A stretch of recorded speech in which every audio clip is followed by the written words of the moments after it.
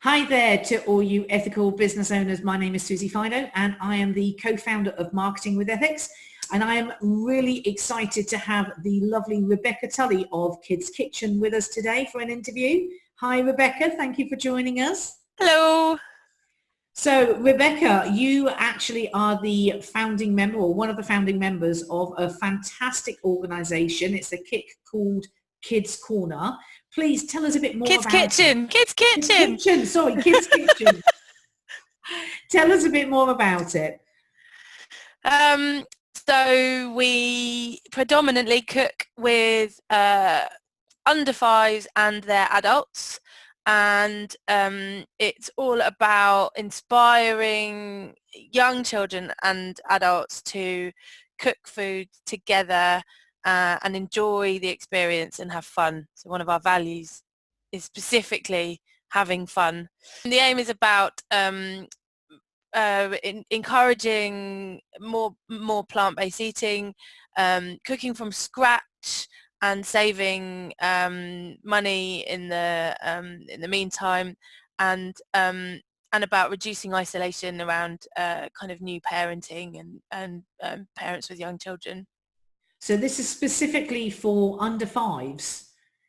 So great basis to actually get sort of like both the relationship side of it and the fun side of it out of the way and teach them some great core skills as well. So how did this all start? How did you come up with the idea?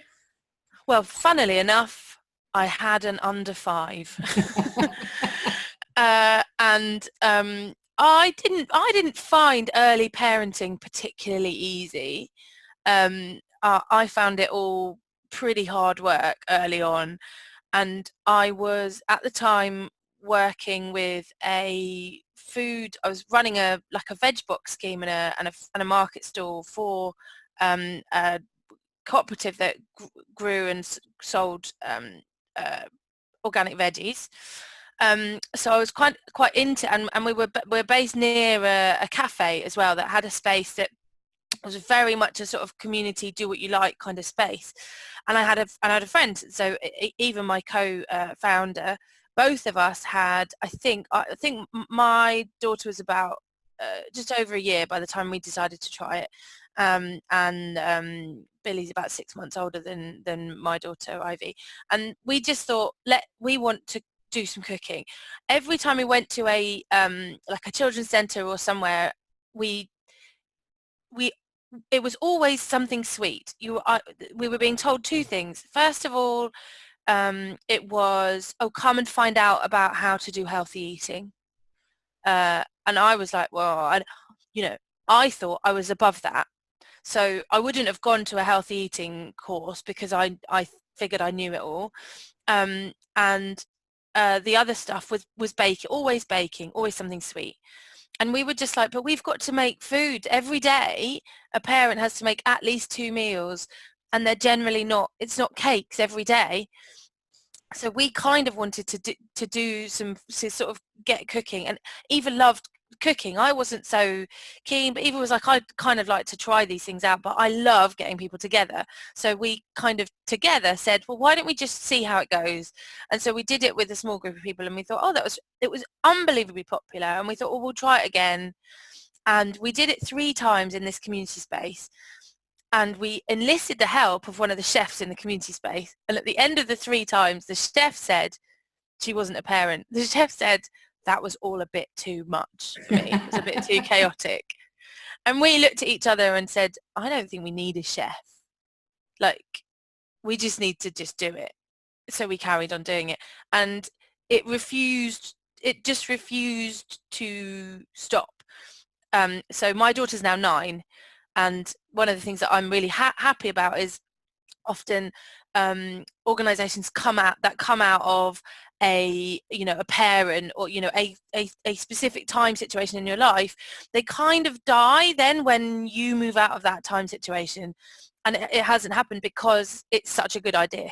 So the idea refused to go away. It kind of like people kept coming, and more people would come, and they go, now I want to do it, and now I want to do it, and that's why we got bigger. Is that, sorry, I'm starting to ramble. No, not at all. But I mean, that's a great thing, that you know it's right when, even if you don't feel that you're in the same space, it just refuses to stop.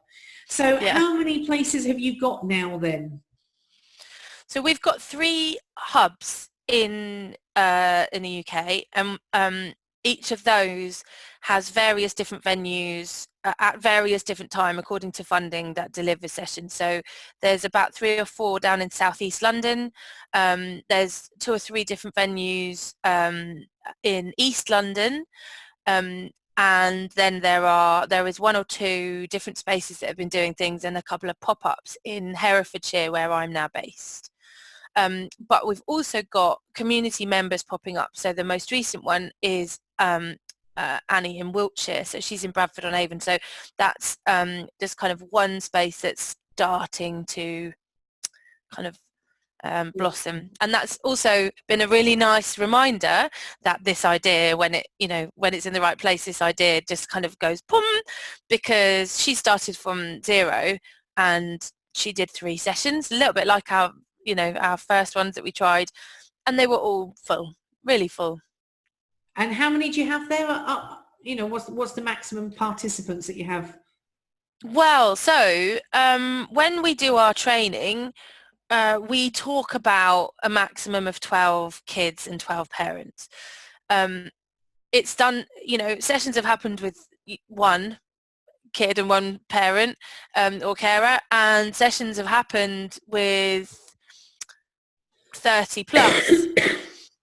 Because Wow. we've kind of done festival situations, and we've also done bigger kind of day events. So we did for a few years Apple Day in Walthamstow's, really kind of a really popular event. So we did kind of more pop-ups, and that's a shorter time, but you could really do it. It's a scalable thing. It depends on what you choose what suits the number of people that are going to come. But a standard kind of turn up, do a thing, really get to know the people that you're doing it with. So it's a couple of hours. A good kids kitchen session is a couple of hours, and we have a little break in the middle. So there's a lot of chat, and the idea is that there is chat and action at the same time. Side of it then, isn't it? Yeah, and it was quite popular. We noticed when we first started, and it's the same thing, that it's popular. There are far fewer men that look after children regularly, so you will never have 50-50 men and women turning up to kids sessions, because still there are just fewer men that are staying home with kids. But we found that there was regularly some men coming to our sessions, and I kind of checked in with a couple to see, and they did appreciate the idea that we were all doing something. So we hadn't all come to talk. We were doing something together, and the doing something together thing means that you don't necessarily need to have a huge amount in common with the person that you're doing that thing with, because you're both working on this food, and then you don't need to talk about whether you breastfeed or whether you bottle feed, or how you're feeling, like emotions that perhaps you don't want to divulge and other people do. So that it kind of led to this, the action side of things led to more people feeling. And one really, a really young mum down in southeast London had said to Annetta, my hub coordinator in East London, that she didn't go to sessions because all the other parents were a lot older than her, and she felt really judged. And then that she'd come to this one and she was just like, well, I would come back to this. Fantastic. So I mean, that's a great commendation for the work that you're doing there already. Yeah, And it was really nice. I mean, you say obviously it's about teaching core skills and under 5s, etc. And I understand where you say that it's not always, the baking side of it's more the savoury, but why plant-based? Why was that important to you, for it to be plant-based cooking that you do with them? So again, this actually came accidentally, but stayed because it made so much sense. So this cafe that we started in was a vegan cafe. So we had to start it like this. And I'm so glad we had to, because we were already really aware that we, as a planet, we consume too much meat. But the other awareness that I have is that the majority of people don't see that as a problem. So it needed to feel like something that we were doing that felt really, really natural and normal. So we don't so we talk about plant-based a lot, and we're not a vegan project. But because we felt like the most important thing we could do was to share how easy it is to cook veggies from scratch as a solution. Yeah, so it's really, really cheap, really cheap to make a simple veggie meal, and it means that we don't have to have a discussion about what kind of meat is going to come, or what kind of cheese or whatever. So it felt to us like a really good way of kind of dealing with those issues that we consume. Climate change wise, we consume too much meat, but lots of people see it as a hurdle that they don't really want to get over. The way that our food is transported is really, really difficult. But often people don't see any ways they can get over that. So sourcing stuff that was really local and that was veggies felt to us a really good way of starting to kind of look at, what we could have a system that is different. Yeah. So that's quite a big overarching thing. But the everyday reasons why we were doing it was all about cheapness and about safety. So food safety wise, it also means that we can be so much more inclusive and so much calmer about the fact that we're all cooking together every single stage of the process. But the only thing you probably wouldn't want a child to put in their mouth is like a dirty potato, because it's complete. Most veggies you can eat raw, and most veggies kids really like eating raw. So half of them I prefer raw to cooked. Yeah, so they're basically snacking the whole way through, and it doesn't matter. And then there's snacking. And there's no judgment there. So often, when you first start doing a session, you've got sort of like kids around the table or whatever, and the parents like, oh no, not that, not the carrot stick, because we haven't made our food yet. And it's like, it's fine. Don't worry about it. It's fine. They put it in their mouth. That's fine. It doesn't matter. They're eating. Look, they're eating a vegetable. And I guess it also opens up the market as such that one of the things that I know is important to you is the inclusion. And it means that any child under 5 could come along, because it doesn't matter even if they are a meat eater at home, they can still enjoy a good plant-based meal and cooking and everything there. And you've not got somebody at home that, one day, they're cooking a Victoria sponge with eggs, so they can't go because their family's vegan. So it literally does mean that it opens it up to everybody there, doesn't it, for you? Yeah, definitely. And it means that then there will be other people that then ask whether we could do a session that is wheat-free, or particular vegetables or sesame, or there's all sorts of things. But it enables you then to be far more inclusive with that particular request, because you're already on a baseline where most people feel really comfortable coming along. So you don't need to worry whether meat's halal or not. You don't need to worry about whether food's organic or not, or all of those kinds of different things to do with dairy, meat and eggs. And then you can say, oh, okay, yeah, fine, we'll leave that one vegetable out. That's fine. So it feels incredibly inclusive. And that's what people, so in the training that we do, I hope I did come back. The training that we do, it's one of the biggest questions that we have in the training that we do. So most people that lead sessions with us, and most people that come and do our training, and then most people that then go and obviously do cooking at home are eat meat, eggs and dairy. But they soon understand that in a session it works really, really well to keep it like this. So people often start by going, one of the most used sentences since the very, very beginning was, probably when I do this, I'll probably use some cheese. Like, that's the bit that people feel like, I've got to have some cheese though. And pizza's been the same. Like pizza is an absolute staple of Kids Kitchen. It's such a great thing. Making dough is this huge, wonderful thing.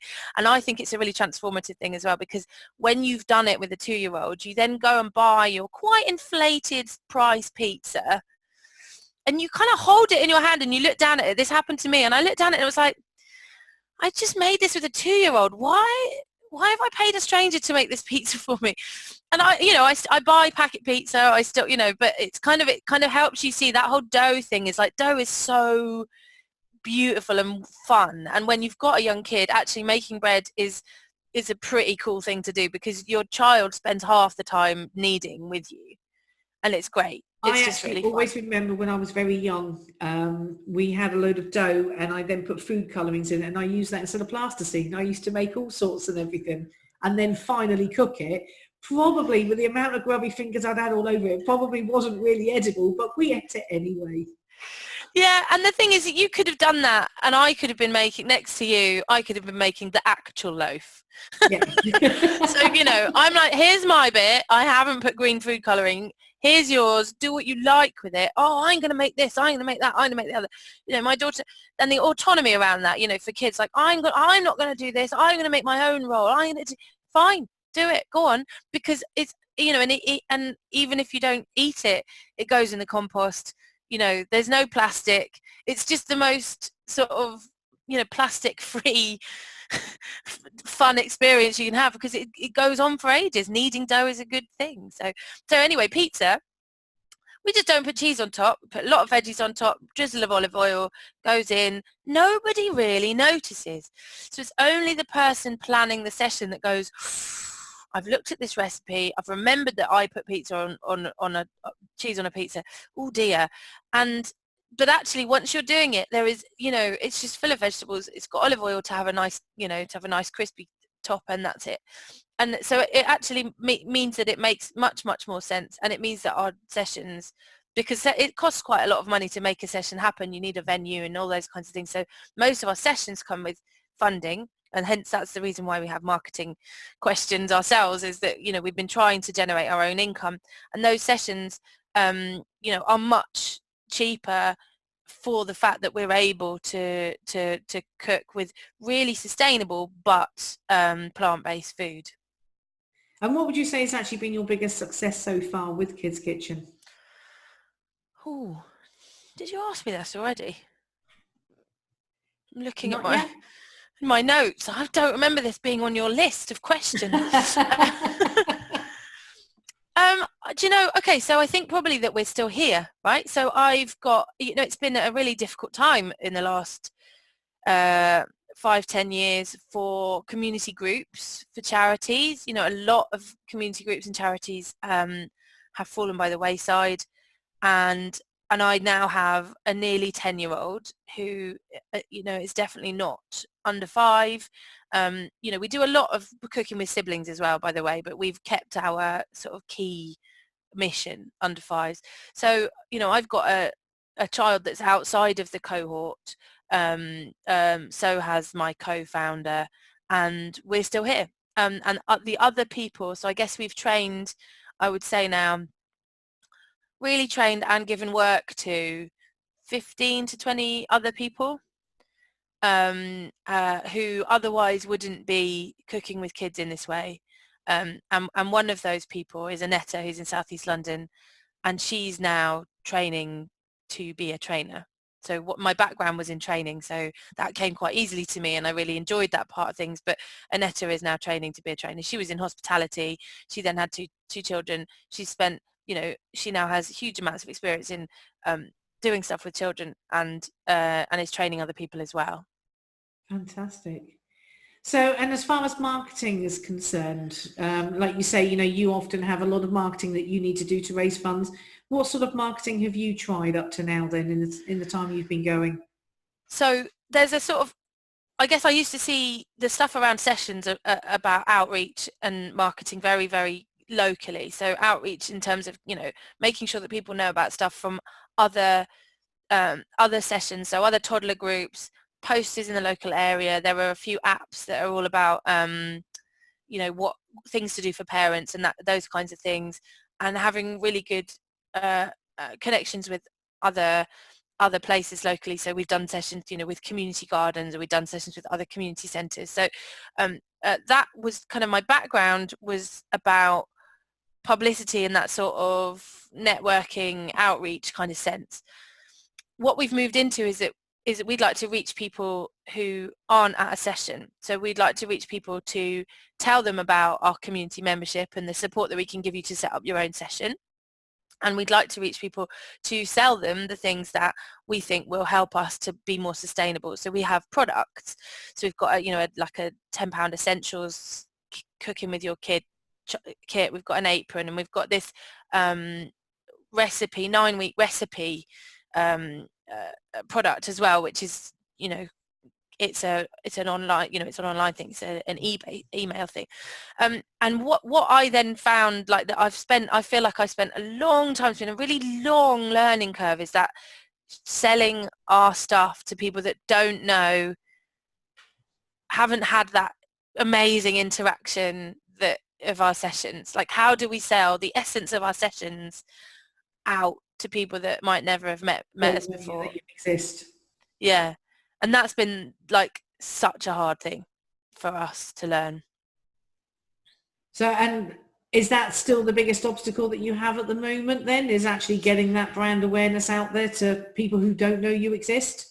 Yes, for sure. It's still the biggest obstacle. And, it's really nice to have this conversation, because you can look back. I've got two screens, and I've got my, our home screen on my other screen, and I'm looking at it thinking, it's far and away, like, it's so much better than it was. And we're learning all the time. We've got products. We've got well described products on our website. That wasn't the case a year ago. So, we're obviously gaining and learning, but it feels like still such a curve. And the biggest obstacle, possibly, I think, because it's a completely new area for you compared to where you've been.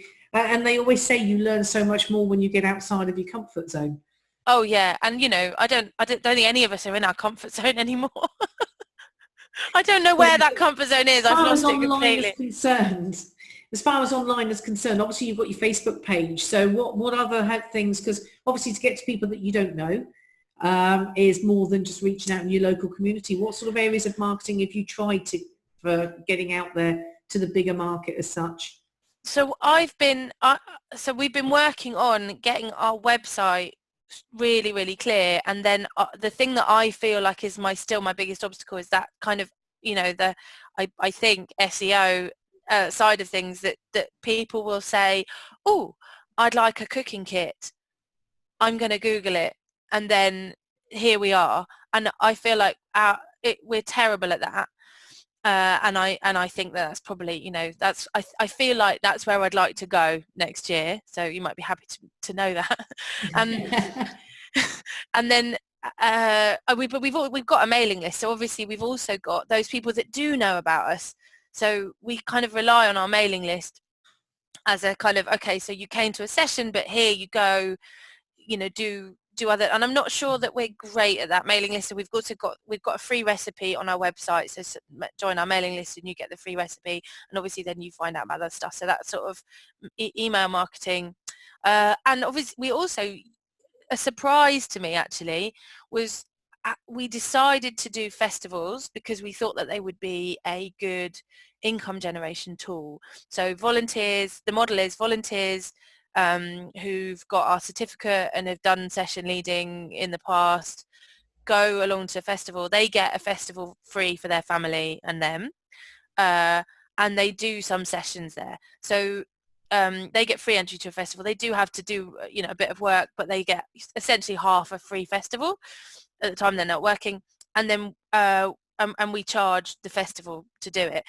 And what we then discovered was obviously that was just really good publicity, and we've had a real kind of interesting small number, so for that number of people you're in touch with, so at least 100 people per festival actually properly engage with what Kids Kitchen is, which is a nice number.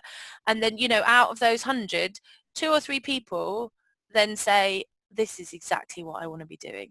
So we discover people that are interested in training, people that want to do their own cooking at home, people that want to do a session. So that's been quite an interesting publicity learning tool. Fantastic. And as far as if you had a brand new startup out there looking to do something from an environmental point of view, then what would be the one marketing tip you would give them? So I was thinking about this And it's so hard to think of one, you know, and I guess you could say, you know, just go do it, just believe in it. And that's absolute nonsense. It's so hard. And the time, you know, like always have something else to fall back on. But I think that the thing that took me too long to learn, I'm perfectly capable, as you've seen, of talking. I'm perfectly capable of blowing my own trumpet. But there was something around when we had an external, we've had at least 2 or 3 different people that we've talked to, we've paid and talked to about content and about copywriting, and I only really late on realised that somebody that knows how to do good copywriting is really essential. And we misunderstood that as an important thing early on, because we felt we were good writers. We could write, and we could, but writing about your own thing is really different. And that somebody you don't know reading your stuff, to me, felt like really important.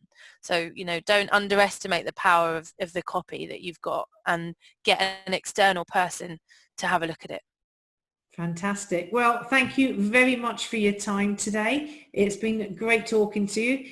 If somebody wants to get involved either as a trainer or maybe going along to one of the sessions, what's the best way to get hold of you or find out just generally more about your story? Best thing is to look at our website. On the website, there's an opportunity on the front page to go to Learn How, which is where our training is, to do it for yourself at home. So just click on Get Involved. But it's kidskitchen.org.uk, and that's the best place. We are on Facebook as well. We're Kids Kitchen community, I think, on Facebook. We're also on Instagram, and you should find us there. But obviously, you'll find all of that. Is that right? Kids Kitchen Collective, which means that it's Kids Kitchen Community on Instagram. But there's links to all of that on the front page of our website, kidskitchen.org.uk. Fantastic. Well, thank you very much today, Rebecca. Hopefully, if anybody wants to get hold of Rebecca or find out more about it, as we said, go on off to the website or find them on social media. And I will speak to you again soon.